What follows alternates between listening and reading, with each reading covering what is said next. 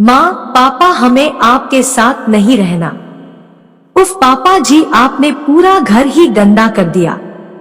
अभी अभी माला ने पोछा मारा था और आपने चप्पलों के निशान छोड़ दिए। थोड़ी तो समझ होनी चाहिए आपको, आप बच्चे तो हैं नहीं, बल्कि यूं कहा जाए तो ज्यादा सही है, आप तो बच्चों से भी ज्यादा कम अव्वल है। बहू शीतल के मुंह से ये शब्द सुनकर हरमन जी हतप्रभ से खड़े रह गए। कैसे कलेक्टर की नौकरी में सिर्फ उनकी एक आवाज बड़े से बड़े मुजरिमों को हिलाकर रख देती थी, और आज उनकी बहू उन्हीं के घर में इतना सुना रही है। तभी पत्नी कांता जी ने उन्हें सोफे पर बैठाते हुए कहा, कोई बात नहीं जी, बहू की बातों का क्या बुरा मानना, बस जुबान की तेज है, बाकी उसके मन में ऐसा कुछ नहीं है। अभी अभी पोछा लगा है ना, सूखा नहीं था, आपको देखकर आना चाहिए था। हरमन जी ने पत्नी की आंखों में देखा जैसे पूछ रहे हो सच में, और फीकी सी हंसी उनके होठों पर तैर गई, लेकिन आंखों के कोर थोड़े से नम हो गए। सोफे पर बैठे बैठे ही सोचने लगे कितने जतन से इस घर को खड़ा किया था, एक एक तिनका अपने हिसाब से रखवाया था इस घरौंदे का, ताकि सेवा अवकाश के बाद पति पत्नी सुविधाओं के साथ आराम से रहेंगे। लेकिन आज सारी दुनिया उनके कमरे तक सिमट गई है। कमरे से बाहर निकलो तो कितना कुछ सुनना पड़ता था उन्हें। हॉल के अंदर फायर पिट बनवाया था कि ठंड के दिनों में वहां आग के सामने भुनी मूंगफलियां खाएंगे। लेकिन मजाल क्या कि बहू कभी सदी में आग जलाने दे। कहती थी कि पूरे घर में राख के कण फैलते हैं, फिर वो चिमनी वैसी ही रंगी पुती दिखती थी, एकदम उजली, क्योंकि बहू को वैसी ही पसंद थी, और जो बहू को पसंद हो वही होता था। इस घर में ये सब सोच रहे थे। भाभी का भैया के प्रति उदासीन रवैया। तभी कांता जी हाथ में कॉफी का मग लिए वहां उनके पास आ बैठी। पति को बहुत अच्छे से जानती थी कि वो अभी गुस्से में थे, और उनके हाथ की कॉफी पीकर उनका गुस्सा शांत हो जाता था। कांता जी भी क्या करती, पति और बेटे रमन के मोह में फंसी एक भारतीय नारी जो ठहरी।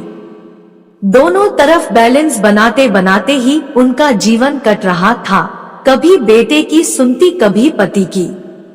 माँ और पत्नी का फर्ज निभाते निभाते थक गई थी। एक दिन सुबह सैर से लौटने के बाद पति पत्नी दोनों लॉन में बैठे थे। नौकर चाय रख के गया। उस जगह 3 चाय के कप देख उन्हें थोड़ा अटपटा लगा, क्योंकि उनके अलावा चाय सिर्फ रमन पीता था और वो उनके साथ कभी चाय नहीं पीता था।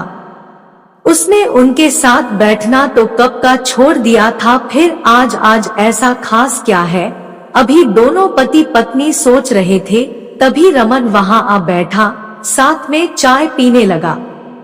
लेकिन अजीब सी चुप्पी। ये वही रमन है जो छोटा था तो उसकी बातें खत्म ही नहीं होती थी। हरमन जी कितना भी थके हो रमन के साथ खेलते ही थे। उसकी बातें तब तक खत्म नहीं होती जब तक कि वो उन्हें कहते कहते थक के सो नहीं जाता। आज अजीब सी औपचारिकता ने अपनी जगह बना ली थी। बेटे और पिता के बीच खामोशी इतनी थी कि सांसों की आवाज सुनाई दे रही थी। जब कांता जी से नहीं रह गया तो कांता जी ने उस खामोशी को तोड़ा। आपके माँ बाप की जिम्मेदारी आपकी है, मेरी नहीं। रमन, अगले महीने ही तो शीतल के भाई के बेटे की शादी है ना? हाँ माँ, उसी बारे में बात करने आया हूँ। लड़की वाले इसी शहर के हैं और वो यहीं से शादी करना चाहते हैं। शीतल का परिवार शादी के लिए ये घर चाहता है। वो हमारे घर से शादी करना चाहते हैं क्योंकि हमारा घर बहुत बड़ा है। शादी बहुत अच्छे से हो जाएगी। इसलिए मैं चाहता हूँ कि जब तक भीड़ भाड़ रहेगी घर में, तब तक आप दोनों दीदी के पास चले जाओ। आप दोनों को भी भीड़ भाड़ से असुविधा होगी और दीदी भी इसी शहर में है। तो आप लोगों को कोई तकलीफ भी नहीं होगी। आप दोनों का कमरा भी उनके काम आ जाएगा। ये सुनकर हरमन जी गुस्से से लाल हो गए, फिर भी अपनी आवाज को संयमित करके बोले, बहू के घर वालों को दूसरा घर दिला दो किराए पर। 10-15 दिनों के लिए हम क्यों शिफ्ट हो कहीं और? बेटा, हर शहर में होटल होता है, उनसे बोलो होटल से शादी करें। हरमन जी की बात सुन रमन गुस्से से बोला, पापा आप भी ना गजब करते हो। शीतल के घर वाले हैं, हमारे इतने बड़े घर के रहते उनके लिए दूसरा घर देखें। अब शीतल ने उनसे कह भी दिया है, अब आप लोग अपना देख लो, वो यही आएंगे। कहकर रमन एकदम से अंदर चला गया। अंदर से बहू शीतल की आवाज भी आने लगी। लग रहा था कि वो सब कुछ सुन रही थी और उसे रमन जी की बात शायद अच्छी नहीं लगी थी। आज कांता जी की आंखों से आंसू बह रहे थे और हरमन जी ने उन्हें अपना कथा दिया, जैसे कह रहे थे कि अभी मैं हूँ तब ठीक कर दूंगा। दूसरे दिन शाम हरमन जी सैर से आए तो घर में बहुत खामोशी थी। पूछा तो कांता जी ने बताया कि बेटा बहू और बच्चों के साथ छुट्टी बिताने अपने ससुराल गया और बिना बताए हरमन जी मुस्कुराने लगे और बोले, देख पगली, यही बच्चे होते जिनके लिए तू मुझसे लड़ती थी, जिनके लिए जाने कितनी रातें हमने जाग के बीता दी। आज वो हमारे घर से हमें ही जाने को कह रहे हैं। कोई बात नहीं, मैं भी इनका बाप हूँ, कहकर अंदर चले गए। दिन बाद रमन परिवार के साथ लौटा तो दरवाजे पर ताला लगा था। ताला देख रमन परेशान हो गया। चौकीदार बैठा उन्हें देखते ही उनके पास पहुंचा, एक चाबी रमन के हाथों में दी और एक चिट्ठी भी। चिट्ठी खोलकर पढ़ने लगा।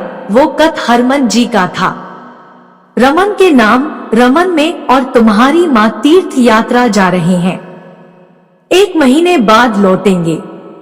ये जो चाबी है तुम्हारे हाथ में वो घर की चाबी नहीं है, वो एक दूसरे फ्लैट की चाबी है जिसमें तुम सभी का सामान रखवा दिया है। वो फ्लैट मैंने बहुत पहले खरीदा था, तुम्हें नहीं बताया था। पॉश इलाके में है, तुम लोगों के लिए अच्छा है। अगर अच्छा ना लगे तो अपने हिसाब से घर ले लेना, जो तुम्हारे और तुम्हारी पत्नी के हिसाब से हो। ये घर मेरा और तुम्हारी माँ का है और हमारा ही रहेगा, इसमें से हमें कोई नहीं निकाल सकता। अभी तक सब कुछ बर्दाश्त करता रहा था क्योंकि तुम्हारी माँ खुश रहे, लेकिन अब तुम्हारी बातों से उसकी आंखों में आंसू आए, ये मैं बर्दाश्त नहीं कर सकता। ये हमारा सपनों का घर है जिसमें हम अपने बच्चों और नाती पोतों के साथ रहना चाहते थे, लेकिन शायद ईश्वर को ये मंजूर नहीं था और तुम लोगों को हमारा साथ पसंद नहीं था। वो घर मेरे और माँ के तरफ से तुम लोगों के लिए आशीर्वाद स्वरूप है। इच्छा होगी तो रखना, वरना वापस कर देना। माता पिता होने के नाते हम अपना आत्मसम्मान खो सकते। हमारे बाद ये घर ट्रस्ट का होगा जो यहाँ वृद्ध आश्रम बनाएगा। इस घर पर तुम्हारा या तुम्हारी बहन का कोई अधिकार नहीं होगा।